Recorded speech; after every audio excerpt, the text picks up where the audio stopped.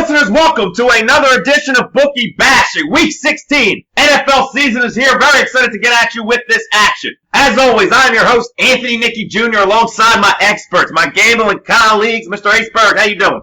Oh, we're okay, Tony. A couple disappointing weeks is never good. But I was afraid that we were so hot, Las Vegas was going to come and shut us down. So, we're going to jump right back and get some more winners and add to our great winning percentage this season. And on my right side, fresh to death as always, my man, Joey Staxxx. How you living? We're living okay, Tone. That's going to happen in this business. You're going to have some disappointing weeks. But we came at you with 7 winning weeks up until we had these 2 losing weeks. The beauty of this week is it's a great point in the season where we can really look at these teams, see which teams should be winning, what implications this game's going to have for the division, for the wild card, so on and so forth. It's a great looking card this week, and I feel like we got a 5-0 week. Yeah, like Staxxx was saying, it's been a disappointing last 2 weeks. Last weekend, a little bit funky. 1-2-2 overall. 2 games we ended up tying that should have been wins. Got backdoored late in Carolina. They were cruising the entire game. Ended up only winning by 2 points. Either way, we love these 5 games this weekend. As we say, this is a marathon. It is not a sprint. Not going to let 2 bad weeks bring us down. Overall in the year, still hitting 46 and 29. A little bit better than 60%. Hitting at over 80% on total plays this season. I mean, this has been a big run so far. We're not going to let these 2 losing weeks get us down. We'll continue to make you money, continue to fill out those bank accounts here in weeks 16 and 17 before the NFL playoffs arrive. Keep getting asked, guys, when are you coming out with those basketball plays? When's that NBA action going to start? Book the date, Christmas Day, December 25th. Joey Staxxx will hit you with the first basketball winners of the season, and then myself, Anthony Nikki Jr., coming at you with the college plays once we get into the new year. But I don't want to waste any more time. We love this week 16 card. 5 winners coming at you, going to continue to build on that winning season. Let's not waste any more time. Start them off at the top. Philadelphia at Washington. Opening up this Week 16 card, going to head to Washington on Saturday afternoon. Going to roll with the Philadelphia Eagles, laying 7.5 there. As always, play it smart, buy the hook down. Don't want to get beat by the touchdown, but I think this Eagles team comes in, proves they are a superior squad, double-digit victory in Washington. Skins come into this one having been horrible. Jay Gruden and RG3 have an awful chemistry between coach and quarterback. Skins haven't covered in the last 5 home games. 5 of 6 games they haven't covered overall, and I get a Philly team coming in that the public's down on right now. And as I always say, nothing ever as good as it seems, nothing ever as bad. Somewhere in the middle, reality lies. Eagles, 2 straight home losses to 2 very good teams in the Seattle Seahawks and the Dallas Cowboys. Now I head on the road where I get a weak Washington squad, and the Eagles are in a great spot here. Philly comes in having covered in 4 of their last 5 games in Washington. The road team in this series has covered in 11 of 16 overall. Philadelphia, very hot coming off of a loss. After losses, they've covered in 5 of 6 games. What does that mean? Chip Kelly knows how to ride the ship, knows how to get the team back on the right spot. They're not going to let one loss bring them down. Bird's in a huge spot this weekend. They need a big game. I don't know if Sanchez necessarily goes off, but I know he manages the game, doesn't have the big turnover, allows this Chip Kelly thing to run. Big day out of Darren Sproles and company. Take the Eagles double-digit victory on Saturday afternoon as we lay the touchdown in Washington. I think that Chip Kelly winner's mentality is going to really rub off on the Eagles on Saturday here. This is a big game. They got to squad up. They got to get everybody ready. Everybody has to come to play and have that heart and ready to lay it out all on the field to stay alive for that division win. You have the Eagles going into a Washington Redskins team who has been playing absolutely horrible. Quarterback issues, line issues. They got issues everywhere. This is a game that is completely meaningless for them. Mark Sanchez coming in here, a guy that can win in the playoffs, a guy that can win big games. Of course, he has some horrible games, but we've had him go into the AFC Championship game with the Jets and really show that he can get it done in big games. I really like the Eagles here. They're going to get it all together and win a must-win game, and they're going to win it pretty convincingly, too.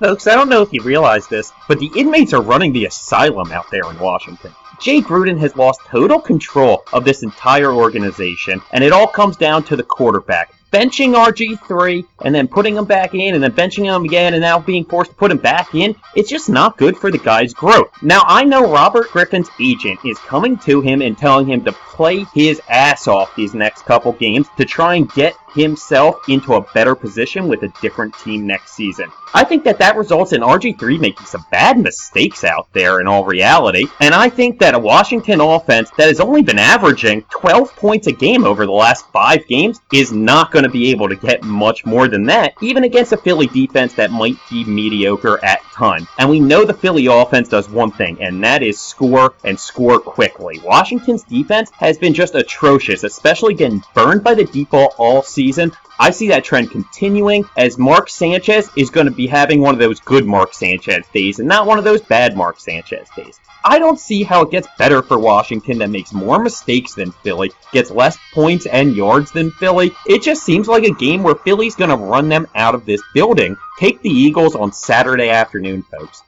Yeah, Birds need this one to keep pace in that NFC East. And if they want to make the playoffs, they know they got to grab a victory in Washington. Skins, on the other hand, kind of deflated, giving up on the season, ready to pack things up and take this thing home. Roll with the Eagles here. We're going to buy the hook, play it smart as always to lay the touchdown. Double-digit victory, 41-16 final. Cleveland at Carolina. Second game here in this Week 16 card. Going to head out to Carolina, laying the 3.5 points. As always, play it smart. Buy that half point down to a field goal. Let's make it a 3-point game. Cleveland comes in here. Love these Panthers in this one to roll out the Cleveland Browns here. Story of two teams trending in two different directions, and I got to take the value of the Panthers here. Solid defense. Everybody's still scared of Derek Anderson at quarterback. I don't know why. Cam Newton, as good as he can be just as bad throwing turnovers. What Derek Anderson is going to do is manage the game, hand that football off, time of possession, and let this tough Carolina defense do what they do, and that's cover at home. Carolina has gone 10-4-1 against the spread in their last 15 home games. Last week, of course, disappointing against Tampa Bay. We were rolling the whole way. They ended up getting backdoored, but they still won 19-17. Crushed New Orleans the week before that. This Panthers team, although they have a bad record, playing for that division title in the weak NFC South. They still got a shot at the playoffs. Cleveland, on the other hand, opposite way. They've lost 3 in a row, 4 out of 5 games. Now Johnny Football's at quarterback, and the public's obsessed with this guy. I don't know why. He's small. He's playing against NFL linemen just as fast as him now. Last week, reality check. 30-0 at home against Cincinnati. Things aren't getting easier this week against Carolina. He's got to take on a tough defense led by Luke Kuechly in the middle. This guy's going to have a huge day. I don't think the Browns do anything offensively here. Cleveland's starting to become the Browns squad. We know that they are. They've gone 2-8 against the spread in the last 10 December matchups. This is not when they play good football. I expect them to continue to trend downwards. Cleveland gets beat up in Carolina this Sunday, and the Panthers continue to fight for that NFC South. Yeah, guys, last week, Johnny Manziel was absolutely atrocious. His quarterback rating was a 1. That's right. It was the lowest quarterback rating by any rookie in their first start ever. Now, given if you look at the 4 worst, you do have 1 or 2 decent names up there. That shows it might not be the end of the world. But it was not a good start, guys, and he was at home. Now he gets to go up against a Carolina defense that is not only maybe the most dominant defensive player outside of J.J. Watt and Luke Kuechly, but also plays much better when they're at home this season. Isaiah Crowell seems to have just disintegrated in front of our eyes. He started off so well, really one of the best young running backs so far this season, and so far over the last 4 or 5 games has really just not been the same. Is not getting that yards before contact that he was getting early on this year. And it doesn't help Johnny Manziel that he really doesn't have any targets around him. And on the flip side, whether it's Cam Newton or Derek Anderson, the Carolina Panthers do have weapons around them. Now, it might not be the best weapons in the game, but it is a solid cast. Now, we all know about the stud rookie Kelvin Benjamin, and I think that he's going to be able to have a decent day against Joe Hayden, which most guys have found difficult this season. If you look back and see what he did against Richard Sherman in that game against Seattle, he still almost got 100 yards on 4 receptions. I like him to put up very similar numbers, maybe squeak in a touchdown. And guys, when you look away from Joe Hayden, Greg Olsen's definitely going to be able to put up some great numbers down the seam. And the numbers show that the number 2 and 3 wide receivers on the team playing the Browns this season have really good numbers. So I'm thinking that Jericho Cotchery and maybe even rookie Philly Brown have a big day. That's right, I told you that the rookie Philly Brown is going to go off this weekend. And I could definitely see it against an undisciplined Browns team that gets a lot of penalties. Like I said, I don't see Johnny keeping them in it. I love the Carolina Panthers just be money signing all day over Johnny Manziel and these Cleveland Browns. Take the Panthers, folks. We saw last week that the Panthers can win with Derek Anderson in there. And now we go back home. They've had a game with Derek Anderson starting. So now they know they're a little bit more comfortable. But I'm not going to get into the offense too much. It's about this defense and what they're going to do to this rookie quarterback, Johnny Manziel. Last week at home, we saw him put up no points. Looked like a Pop Warner quarterback. I really think this is a game where Cleveland scores little to no points. The Carolina Panthers put together a nice offensive game, running the ball, passing the ball. Kelvin Benjamin, like Ace said, not going to have any problem with Joe Hayden if he didn't have a problem with Richard Sherman. This is going to be a game here, probably very boring to watch. Not too too much going on. Just a really defensive battle where these Carolina Panthers move the ball, get points, and shut down the Cleveland Browns. So we're going to go ahead and roll these Carolina Panthers to step on the Cleveland Browns.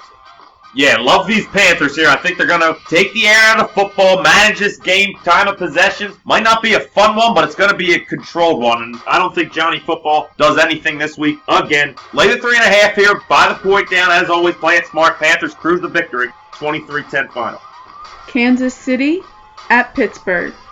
Heading out to Pittsburgh this week as we're getting great value laying the field goal at home to Kansas City. Love these Steelers to roll in this one by double digits. I even think this one could get ugly here. It's Big Ben and company, just that high-powered offense. This is a scary team in the AFC with a top 3 running back in Le'Veon Bell, a top 3 receiver on the outside in Antonio Brown. Then I mix in Marcus Wheaton, Martavius Bryant, Heath Miller. The offense just has so many weapons. Mark my words, this team could represent the AFC in the Super Bowl this season. I love the offense. I love the points they can put up. Kansas City, on the other hand, as we've said from the beginning of the year, I think they're more of a 500 team. Last week, they dominated Oakland. It's actually getting us some value in this one. Because before that, they were coming off of 3 straight losses. As much as I say Alex Smith at times can be a good quarterback to bet on because he's not going to make a big mistake, it's not that kind of game, folks. He's going to have to put up points. Pittsburgh's going to focus in on Jamal Charles, slow him down enough to make Alex Smith have to keep up and win this game. He is not going to do it. There is no way Kansas City goes into Heinz Field and can keep up with this high-powered Steelers offense. Pittsburgh coming off of 2 big victories on the road. Now they head back to Heinz Field.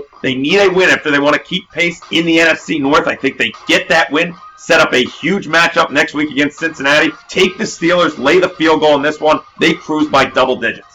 Love this Pittsburgh Steelers offense, guys, and that's the bottom line. The defense has been mediocre, but it hasn't really mattered in the win column because that offense has been flying high and putting up a ton of points. Ben Roethlisberger leading the pack. Antonio Brown, one of the best receivers in the NFL, if not arguably the best. Le'Veon Bell, who's had an absolute season. The guy is an absolute freak show, possibly the number 1 running back. With the Pittsburgh Steelers having top offensive guys in each category, they are going to absolutely put up points. You know that's going to happen, especially at home in an important game against a Kansas City Chiefs team whose offense is led by Alex Smith. Does he even have a passing touchdown this season? I don't know, but the guy's not good. He's not the kind of guy that can fly high with an opposing quarterback that is going to be airing the ball out, putting up points like that. They've got a great running back in Jamal Charles, but they're not going to be able to use him once Pittsburgh Steelers get some points on the board and they're playing catch-up. Love this Steelers team here.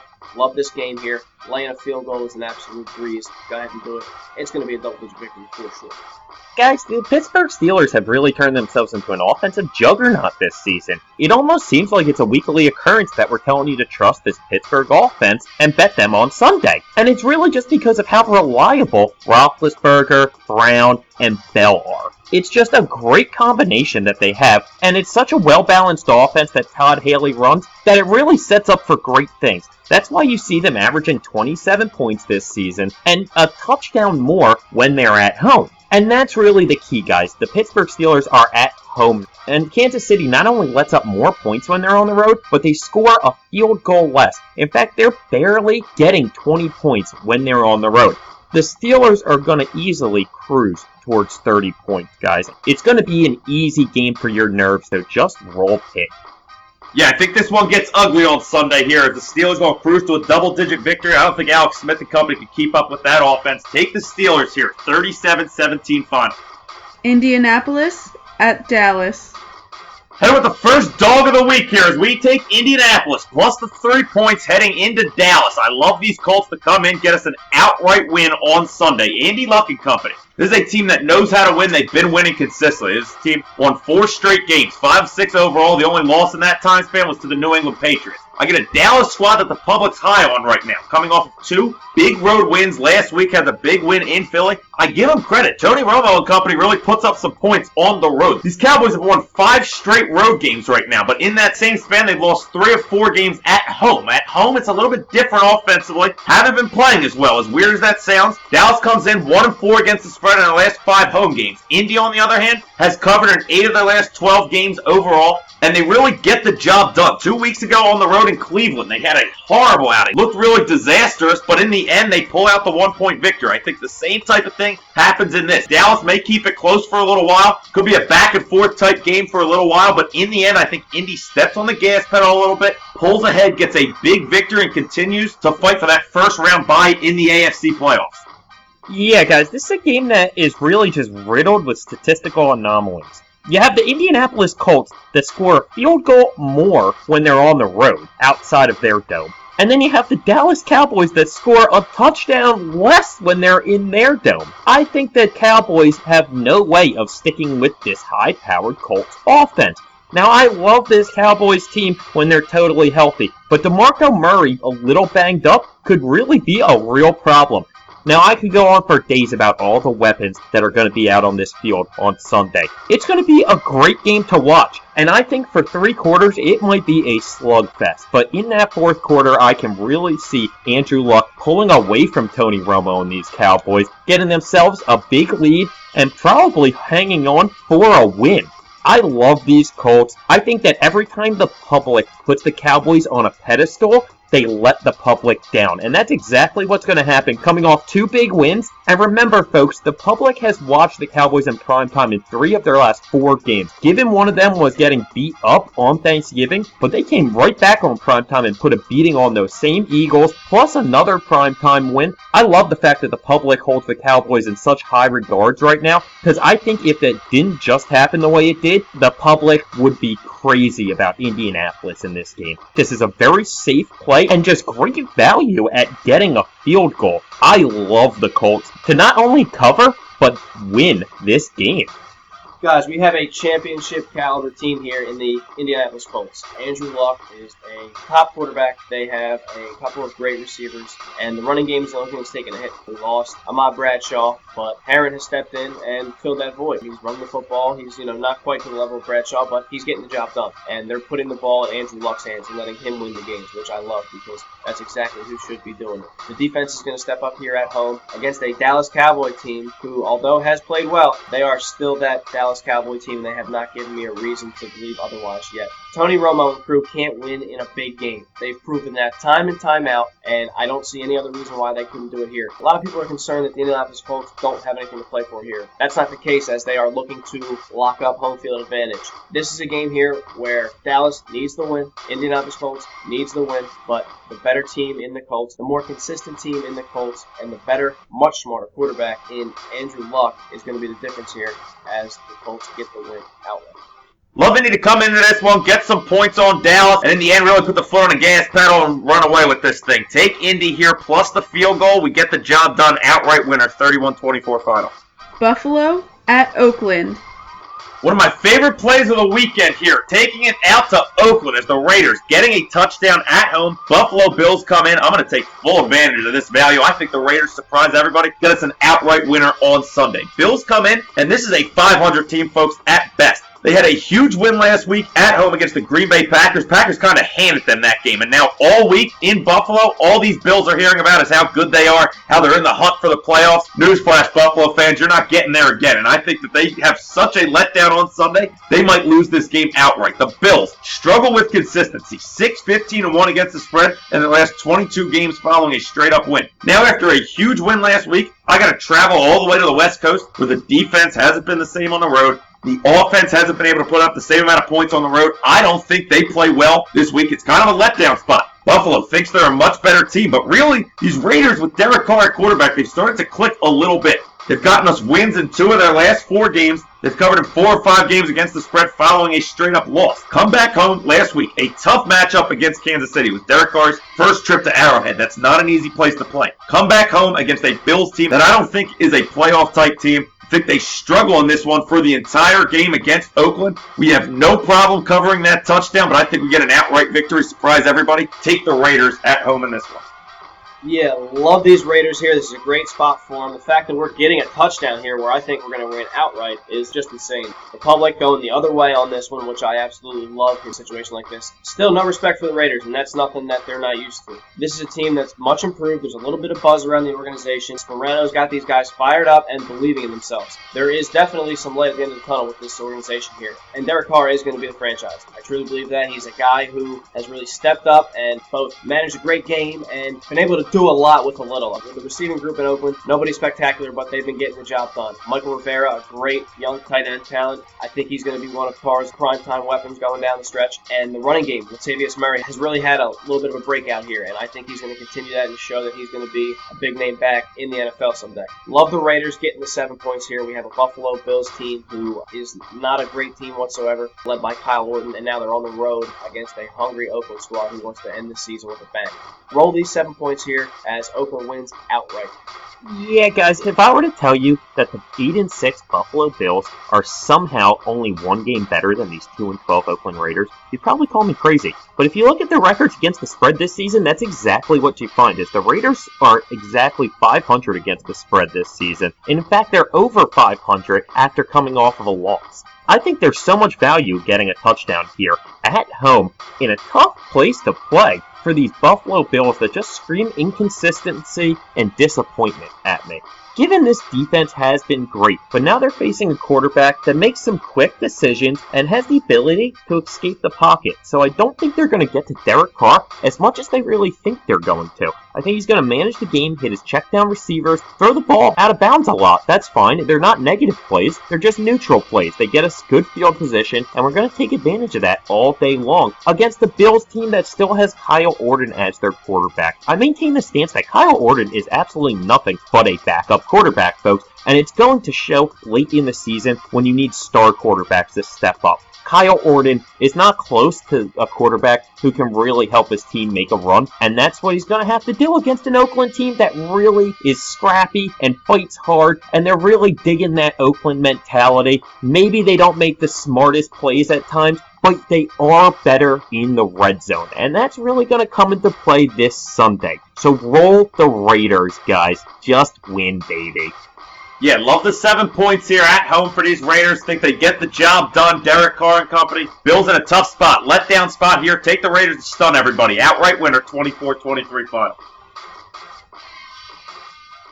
Let's go wrap things up for this Week 16 card. We love these 5 games. Think we got a 5-0 week coming at you. So we continue to build on this great season, this marathon that is the NFL season. 46-29 overall on the year. Of course, hitting at over 80% on total plays. Going to continue to build that record for week 16-17 into the NFL playoffs. And then next week, that's right, next Thursday, Christmas Day. It's only a week away. Joey Staxxx, first NBA winners of the season. He's going to give us winning picks for the holiday. Make you back some of that money you spend on the Christmas gifts. And then I will be coming at you in the new year for the college basketball plays. But before that, still a lot of NFL winners to give you. Love this Week 16 card. We started things off in Washington on Saturday. Philadelphia comes in, laying 7.5. As always, play it smart. Buy the hook down to 7. Don't get beat by the touchdown. They cruise, though. 41-16 final. Taking things to Carolina, laying 3.5 points at home with Johnny Football coming in. Buy the hook down. As always, play it smart. Don't get beat by the field goal. They cruise 23-10 final on that one. Pittsburgh, back to Heinz Field. Kansas City Chiefs coming in. We're laying a field goal. Don't think the Chiefs have the power to keep up with them. Pittsburgh cruises 37-17 final. Then we take our only dog of the week in Indianapolis, plus the 3 points in Dallas. They give us an outright winner, 31-24 final. And then Oakland at home, plus these touchdowns. Buffalo Bills coming in should never be laying that much, especially on a West Coast trip. Take the Raiders, surprising everybody, outright winner, 24-23 final. That wraps things up for this Week 16 card. Going to continue to give you winners here at Bookie Bashing. That's going to wrap things up for this Week 16 card. As always, I am your host, Anthony Nicky Jr., alongside my experts, Mr. Ace Berg, Mr. Joey Staxxx, saying have a great weekend, continue to bet these winners, and we will see you here next time at www.bookiebashingats.com.